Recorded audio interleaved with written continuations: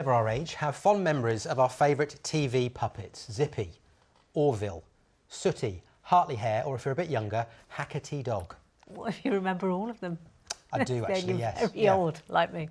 Anyway, some of the small screen's biggest stars came together for a one-off celebration event in Birmingham, and as you'd expect, they ran riot with some help from their puppeteers.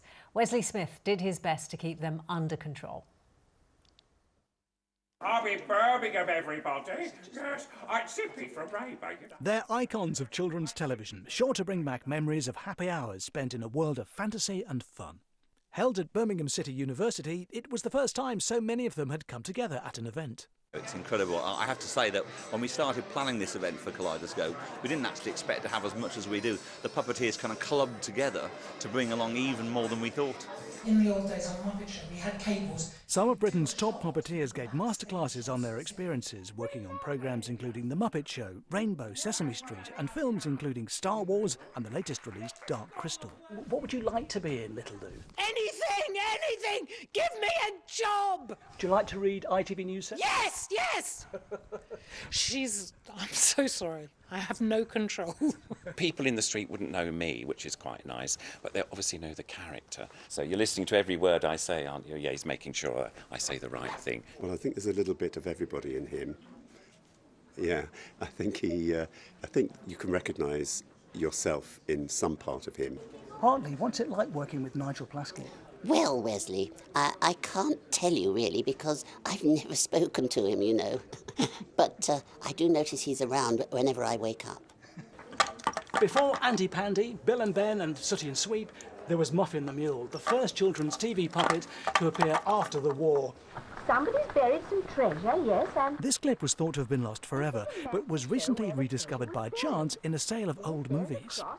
It was my grandparents who used to work and own Muffin back in the 1940s, 50s, 60s and beyond. He was very much the first one, and the first one that children could lose themselves in their imagination with. And very much from today, Hacker and Dodge. It's a privilege for you to have us on ITV, me old It's the first time, isn't it? And last after this, I would hope. Probably, yeah. We like exclusives on ITV News Central. Do you? Yeah. What can you tell us about yourself that no one knows? I'm really a cat. And no puppet event would be complete without Thunderbirds. The show was an international hit back in the 60s, and it's still with us in form today. We were also graced by the presence of one puppet who was featured not in a children's show, but one very much for grown-ups, Spitting Image, made in Birmingham. What do you think of the different characters you've met? Well, you're very funny. Oh, is that not what you meant? Oh, the puppets! The puppets are lovely. I love puppets. Puppets are very funny and gorgeous. All day long, fans of all ages wallowed in nostalgia, including the Midlands' very own ITV mascots of the 60s and 70s, Tinger and Tucker. But enough from me, let's leave the last word with our puppet pals. I'm Zippy. And I'm Hacker the Dog. The Queen. Dodge the dog. And Hartley Hare. ITV News Birmingham. Yes! Where do I collect the check? You're meant to say Birmingham.